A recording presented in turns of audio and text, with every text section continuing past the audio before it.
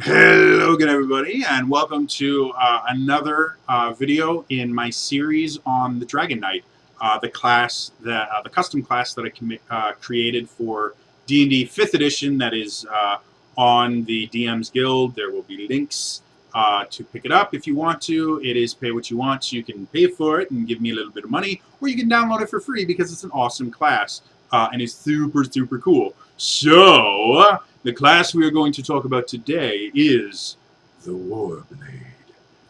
The Warblade, I like double blades. I really do. And I really don't think in any version of D&D they have ever been useful. They had stat blocks and things like that in 3rd and 3.5.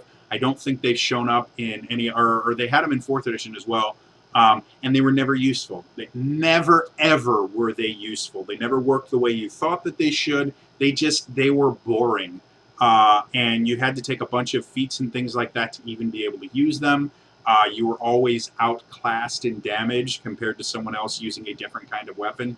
It was just pointless. And so I wanted a class where they could use a double blade, which I think is a super cool looking weapon. So that's what the Warblade is. It's specifically designed to use a double blade. The dragon weapon. Again, every single class is defined by their dragon weapon. The double blade is probably the one that has the most possibility for abuse, and I've been watching really carefully about how people play the class to try and stave off as much of that abuse as possible. The class itself can become really overpowered. And so I put in quite a few features in there to limit its power, simply so that you're not outclassing every other class in damage. But the Warblade is the fighter. You know, the Warblade is the damage dealer of the Dragon Knights. Like, it's designed to just go in and kill shit. So there were a few things. The blade itself was designed to be the dual wielding version of the Dragon Knight. And I didn't just want somebody using 2 weapons because that would require changing how the dragon weapons work. So I made it that you fuse 2 weapons together, and to kind of balance the things like the fact that you wouldn't be able to get dual wielder as a feat. I added some things in, like the +1 increase to your AC is what you would get if you took the dual wielder feat. So I added that in there, not to give them like a free feat, but to just kind of make up the fact that they quite literally cannot take that feat.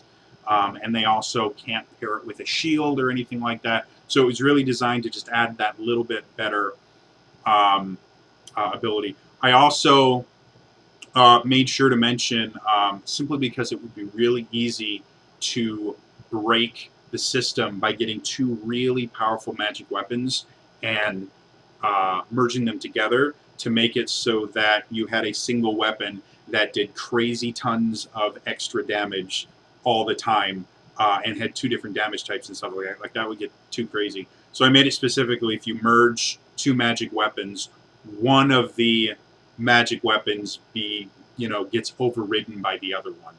And again, that was designed to prevent abuse and prevent min-maxers from making this a truly overpowered class. So beyond that, whirling offense, this is where we define it as the dual wielding aspect. The fact that you can make a bottom half attack works the exact same way that as dual wielding works. You know, you get 2 strikes with, well, that's my left hand, 2 strikes with your main hand and then a strike with your offhand. It was designed to work the exact same way. This is the dual wielding version of it. Cyclone Strike was, again, just something that made sense for someone with a double blade. Was to just make this big sweeping arc. It's not something that they used to have the ability called Cleave in 3rd edition and 4th edition, where you could hit multiple targets with your weapon, and they don't really have it that much. I think Great Weapon Mastery has a version of it. But I wanted something where you could hit a bunch of people all together. So I made it 10 feet so that it can hit a lot of different things, because, again, this is design, and also to give them a reason to reconsider using it. because it's actually relatively simple to get to a point where you can hit multiple enemies, because you'll have 3 or 4 different enemies that are within 5 feet of you, and none of your allies are within 5 feet. If you extend it to 10 feet, in most battles, especially if you're indoors, it makes it significantly more difficult to miss your allies with it. So not only is it something that adds power and damage to it, it also is a limiting factor to make the Dragon Knight Warblade have to make a choice. Do I want to do more damage to more people at the risk of hurting my friends, or how do I want to do this? All of the things in here are about choice. I want people to have choices in what they do. Double Blade Mastery, like I said in my other videos, every class at level 6 gets a mastery aspect, where they master their ability to use their weapon. This one was, again, this is kind of the same thing as a Cleave. If you hit them, you can get another person to just take extra damage. Because it only happens on a crit, it does limit the ability to do crazy damage to a bunch of other things. I specifically made it so that it has to be a nat 20, so that it doesn't merge with the expanded criticals for dragon attacks that's built into the dragon transformation.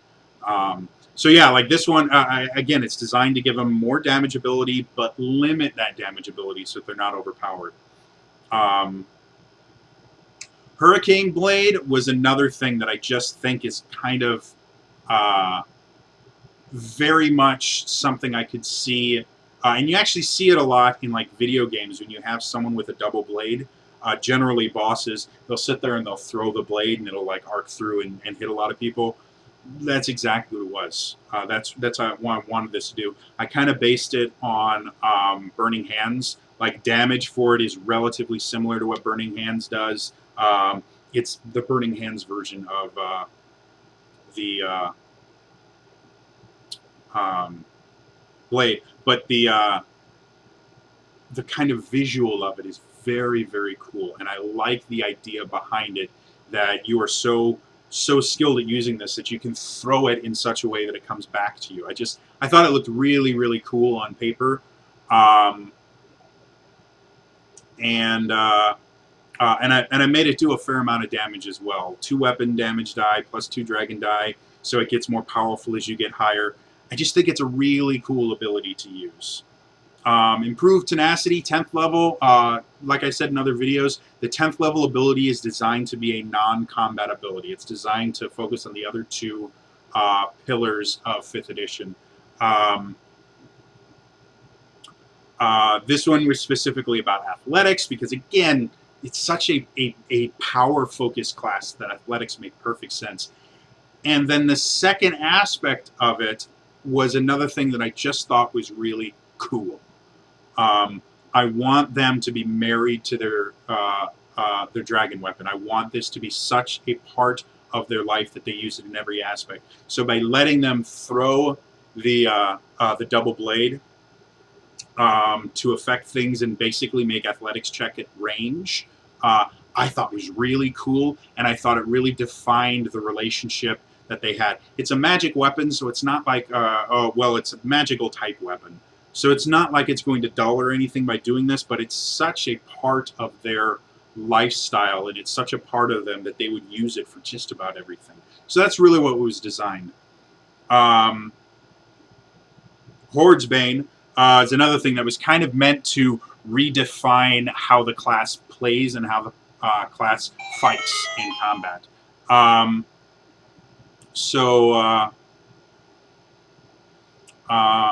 I specifically, I had somebody actually mention, one of my playtesters, I think, because the wording originally was like, if you knock out or if you kill something, they're like, no. You want to put, if you reduce an enemy to 0 hit points, because technically, depending on who's running it, that may not be killing them.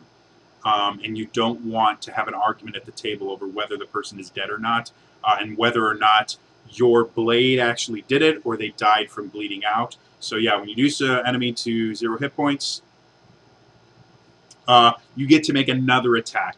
This is again designed to keep it on kind of on point with like fighters who are starting to have tons of attacks at that point.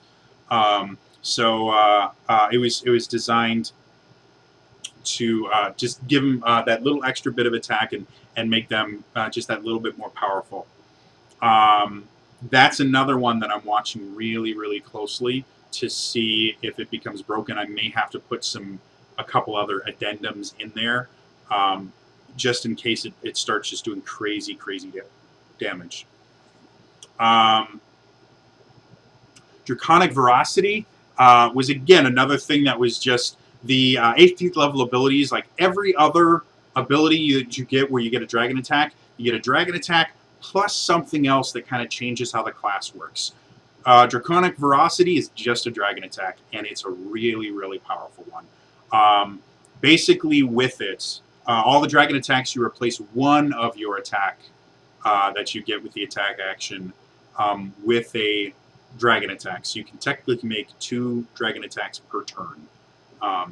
And this lets you replace one attack with 4 attacks.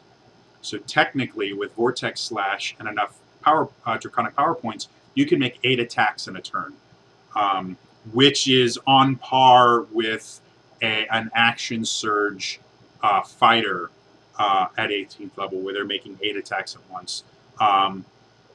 Because of that, I felt the need to limit its power so that you were only using it when you were doing like really good damage on a single target. So, and it actually makes sense with lore-wise as well, is you spin the blade so quickly that you make these 4 attacks super, super fast, but you can only use them on one enemy at a time. So you couldn't Vortex Slash twice and then take out 8 enemies, because that would just make them far too powerful. So you can Vortex Slash and take out 1 enemy. Really, really useful on things like dragons and beholders, things that have a lot of hit points that you need to take down quickly. That's what Vortex Slash is designed for. It's not designed to make you just run around the battlefield destroying everything. So that's the Warblade. I hope you guys enjoy this, and I hope you guys have a little bit better understanding of my thought process behind designing this class and this calling for the class. And I hope that it gives you some ideas and things like that so that you can better make the class your own. You know, use these classes to tell the story that you want to tell.